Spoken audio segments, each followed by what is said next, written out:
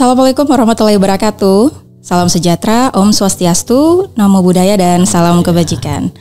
Sahabat religi di Provinsi Maluku, episode ini merupakan episode ketiga podcast Rumah Kita, Kantor Wilayah Kementerian Agama Provinsi Maluku, bersama saya, Natasha.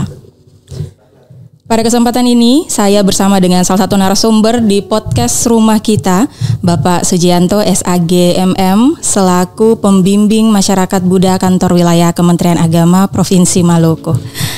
Selamat siang, Bapak. Selamat siang. Apa kabar? Luar biasa baik. Luar biasa baik. Terima kasih, Pak, sudah menyempatkan waktu untuk berbincang-bincang dengan saya di podcast Rumah Kita.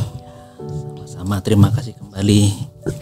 Pak, kami dari podcast Rumah Kita sudah membuat beberapa pertanyaan yang akan nanti saya tanyakan kepada Bapak. Tapi pertama-tama mungkin saya mau tanya dulu, Pak. Kan banyak yang nonton ini belum tahu Bapak gitu. Bisa Pak perkenalkan diri Bapak sebelum Bapak ke kantor wilayah Kementerian Agama Provinsi Maluku. Bapak dari mana gitu. Baik, terima kasih. Sebelumnya selamat siang. Assalamualaikum warahmatullahi wabarakatuh. Shalom, Om Swastiastu, Namo Buddhaya. Perkenalkan, saya Sujianto. Saat ini sebagai pembimbing masyarakat Buddha di kantor wilayah Kementerian Agama Provinsi Maluku. Sebelum bertugas di kantor wilayah Kementerian Agama Provinsi Maluku, saya sebelumnya di daerah istimewa Yogyakarta, kemudian di daerah khusus Ibu Kota Jakarta, khususnya di kantor Kementerian Agama Republik Indonesia Pusat. Kemudian di tahun 2021 akhir di bulan Desember, tepatnya tanggal 28 Desember, saya dilantik sebagai pembimbing masyarakat Buddha di kantor wilayah Kementerian Agama Provinsi Maluku hingga saat ini. Hingga saat ini. Ya. Baik, Pak. Pasti kan ada suka duka ya, Pak, dari awal dari Jogja ke Maluku. Boleh tahu Pak suka duka selain dari jauh dari keluarga? Ya, sangat luar biasa. Suka dukanya pasti ada ya. Tetapi itu semua saya jalani dengan ikhlas, saya jalani dengan sebagaimana adanya, karena itu sudah menjadi implementasi kita siap ditempatkan di seluruh wilayah Indonesia. Karena sebelum kita menandatangani atau masuk menjadi seorang PNS, itu kan sudah menandatangani surat pernyataan ya, di bawah di dalamnya siap ditempatkan di seluruh wilayah Indonesia. Ya baik, walaupun jauh ya Pak. Ya, baik Pak, kita kembali ke pertanyaan yang sudah kami rangkum. Baik Pak, pertanyaan pertama, apa sih Pak program prioritas yang saat ini dijalankan oleh Pembimas Buddha di tahun 2024? Bisa dijelaskan Pak? Baik, sebagai pembimbing masyarakat Buddha tentu memiliki program-program yang akan dilaksanakan selama tahun berjalan ini, tahun-tahun 2024 ya. Di antaranya adalah program di bidang urusan agama. Di bidang urusan agama ini kita membangun, kita membantu, kita membina umat-umat Buddha yang ada di Provinsi Maluku. Pembinaan itu bukan hanya sekedar kita memberikan pelayanan dalam hal ajaran agama saja, tetapi kita juga membantu dalam hal memberikan stimulan dalam bentuk anggaran, bantuan, dana kepada umat Buddha, kepada tempat-tempat ibadah agama Buddha, kepada organisasi atau lembaga keagamaan Buddha. Kemudian di bidang pendidikan agama dan keagamaan Buddha, kita juga ada pembinaan-pembinaan yang berkaitan dengan lembaga, sekolah, pendidikan. Di antaranya adalah pembinaan kepada para guru-guru sekolah minggu, kemudian pemberian bantuan operasional kepada lembaga-lembaga pendidikan sekolah minggu. Begitu juga terkait dengan dukungan manajemen. Kita melaksanakan program-program yang sifatnya itu adalah operasional ya, operasional di mana operasional pembimbing masyarakat Buddha dalam hal memberikan pelayanan kepada umat Buddha yang ada di Provinsi Maluku. Baik. Pak, di tanggal 23 Mei nanti kan adalah Hari Raya Waisak ya Pak. Bisa jelaskan Pak apa makna dari Hari Waisak itu sendiri? Baik, jadi umat Buddha nanti pada tanggal 23 Mei itu akan merayakan Hari Raya Trisuci Waisak.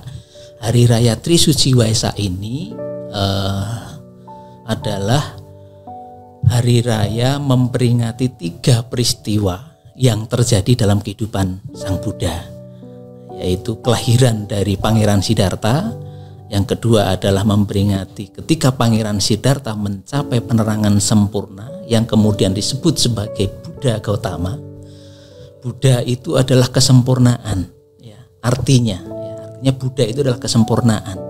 Jadi Pangeran Siddhartha mencapai Buddha, berarti Pangeran Siddhartha itu mencapai pencerahan, mencapai kesempurnaan. Gitu. Kemudian yang ketiga adalah memperingati wafatnya Buddha Gautama. Ya, jadi 3 peristiwa ini terjadi pada saat yang sama, di bulan yang sama, di hari yang sama, detiknya sama, hanya tahun yang berbeda. Gitu. Jadi memperingati 3 peristiwa itu. Dalam perayaan menyambut Waisak kan Pak, sudah pasti para umat Buddha tuh memiliki tradisi yang umumnya dilakukan. Nah, tadi tuh saya searching, saya kepo, apa sih tradisi yang biasanya umat Buddha tuh lakukan? Salah satunya itu menyalakan lilin dan melepas lampion. Nah, Bapak bisa jelaskan nggak Pak, tradisi-tradisi apa saja sih yang dilakukan?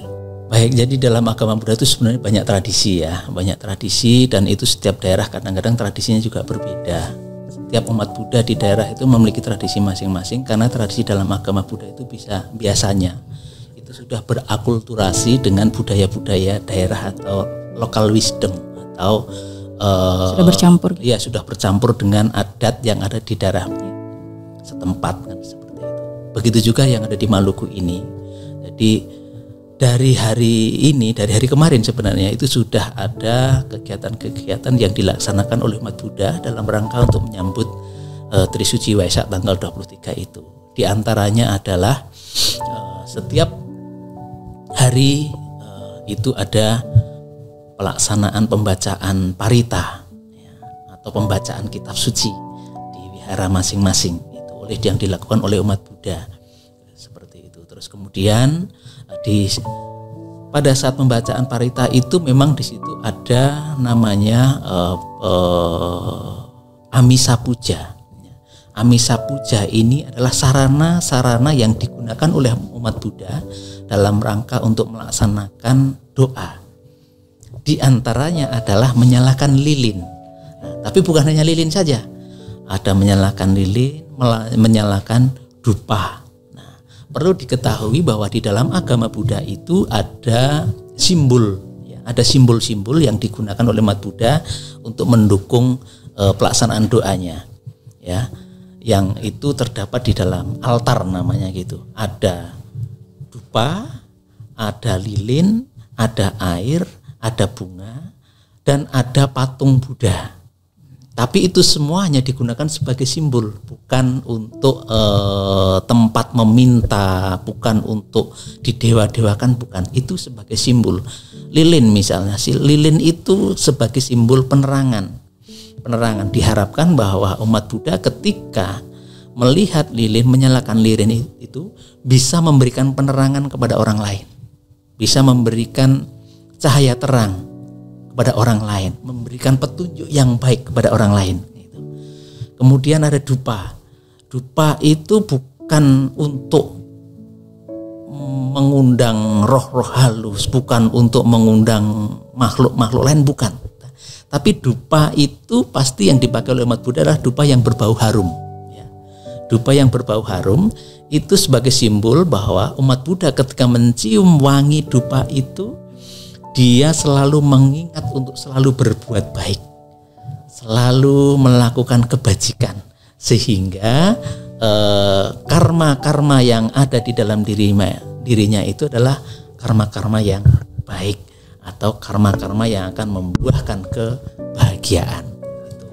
Baik Pak, terima kasih. Mungkin penonton belum tahu tempat ibadah umat Buddha di mana Pak kalau di Maluku?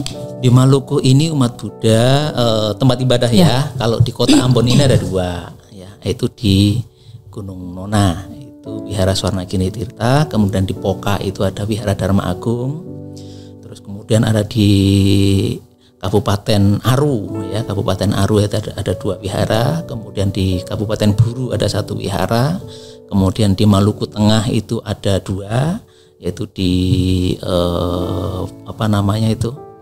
Banda, dan kemudian di daerah Namto gitu. Terus kemudian ada di Seram bagian timur itu ada 4, di SBT gitu. Berarti, kemudian di KKT ada juga. satu. Ya di Bula tuh ada juga ya Pak ya? Ya di Bula, SBT, di SBT ada. Soalnya waktu kalau lewat di situ tuh ada tempat ibadahnya. Ya. Ya baik Pak, kita masuk ke pertanyaan terakhir. Ini tentang tema Waisak kali ini tahun 2024. Temanya adalah kesadaran keberagaman dalam hidup luhur, harmonis dan bahagia.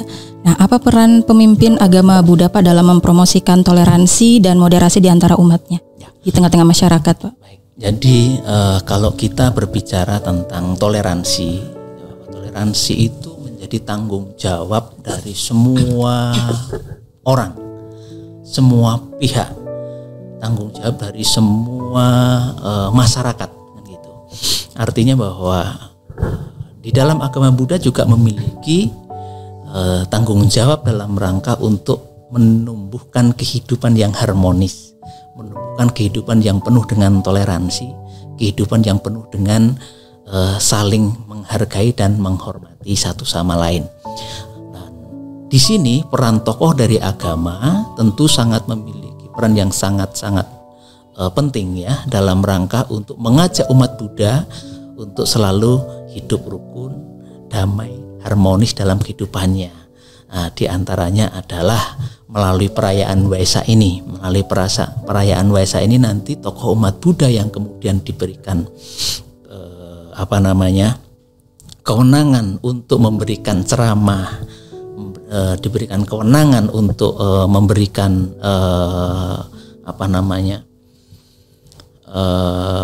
pembinaan. Ini harus diselaraskan dengan tema Waisak ini ya.